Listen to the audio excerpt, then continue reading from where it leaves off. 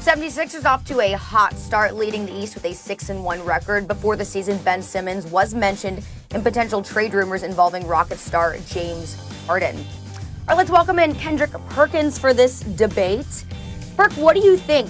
76ers, they're doing so well. So should they even entertain, or really should they just reject any and all offers as far as trades go for Harden?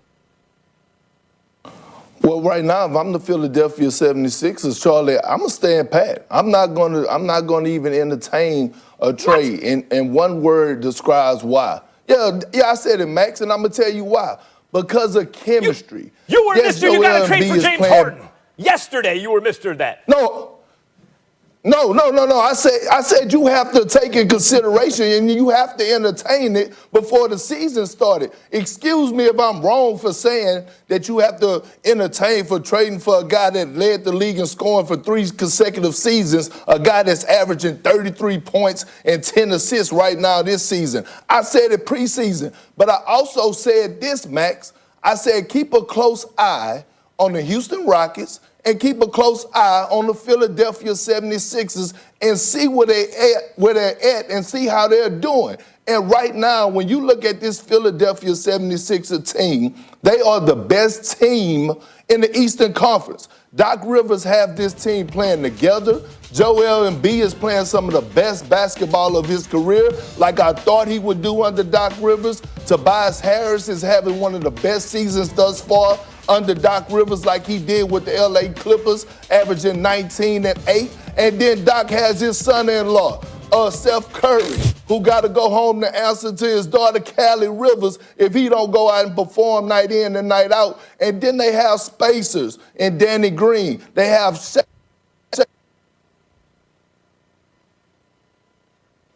Street. All right, Max, you might have to pick it up here. What do you say in response to what Perk has to say so far? See that? The basketball gods. I know. The basketball gods had to cut off that nonsense. Perk was there talking about James Harden, lauding James Harden. They got to trade for James Harden. What did I tell you? The more at first I understood, I was like, yeah, of course, James Harden, and he can, the outside shooting and everything.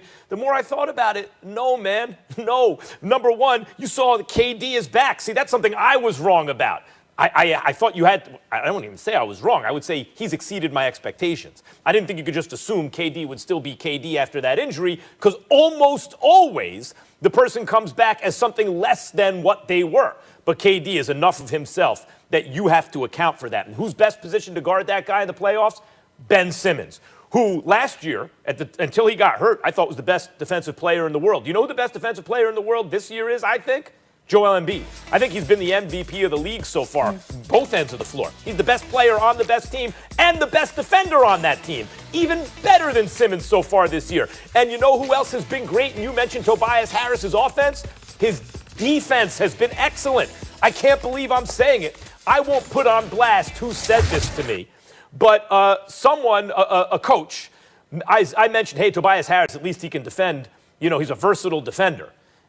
Even if he's not very good at it. And the coach told me, yeah, he can't defend all 5 positions.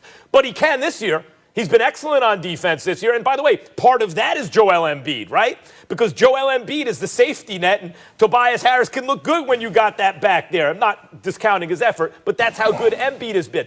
This has, and you bring up Seth Curry, not only can he shoot it off the dribble. He can hook teammates up. He's playing a little bit more like his brother. And Danny Green, and all that points to is Daryl Morey. You got, one of the best executives in sports now at the helm of that team. The team he left, not so good. The team he's on, suddenly extraordinarily good. No, you shouldn't trade for James Harden, as I told you before the season started.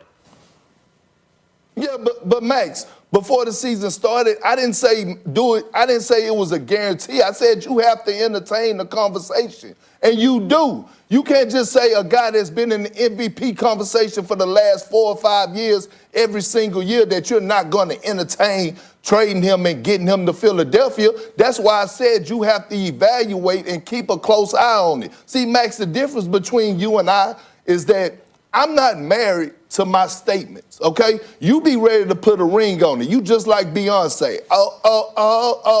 And you ready to stick with it. You ready to stick with I'm it. the empiricist on this show. I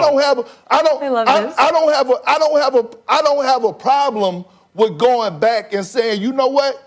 I'm watching this 76er team, and no, I would not trade for James Harden right now because I'm looking at the chemistry. You brought up a lot of great points. They're playing excellent basketball on the offensive end and the defensive end. They are locked in. They are playing boxes and elbows, no driving gaps, diving on the floor for loose balls, getting back on defense.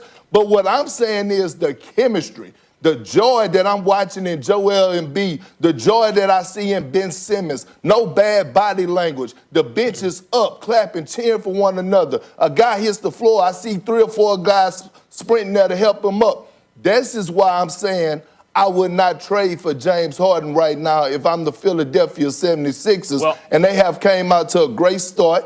The Doc Rivers effect, having them buy into their roles and being stars in their roles, Max. So you can't just say because I said in preseason that I would trade for James Harden that I said something wrong. Well, look, here's the thing. I'm the one on this show. I don't know who you're talking about. I don't have a religious point of view about this, any undisprovable hypothesis. When new information comes out, when the facts change, so does my opinion. So, I get that. What I'm pointing out is I think you could see this coming. When you saw what Brooklyn looked like with KD, you knew that Philly needs especially Ben Simmons. No one's going to stop KD, but Ben Simmons can do the best possible job. Here's the thing about James Harden right now. I don't think the Sixers should trade for him. I don't think the Nets should either. And now with Dinwiddie hurt, who knows even if they could swing a deal for him. So where does that leave Harden? It leaves him, for the moment, in Houston.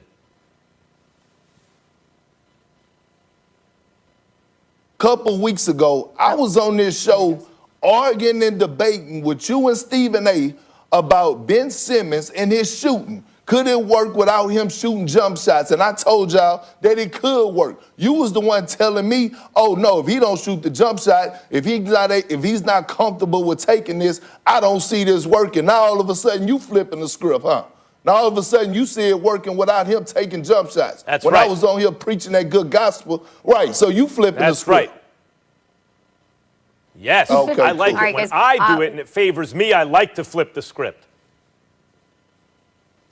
Look, Max, you're very convicted, which is why you're so good on this show. But I do have to say that Perk, you calling Max Beyonce, definitely the highlight of that segment. So thank you. All right, Perk, we got to say goodbye to you, but we'll see you soon.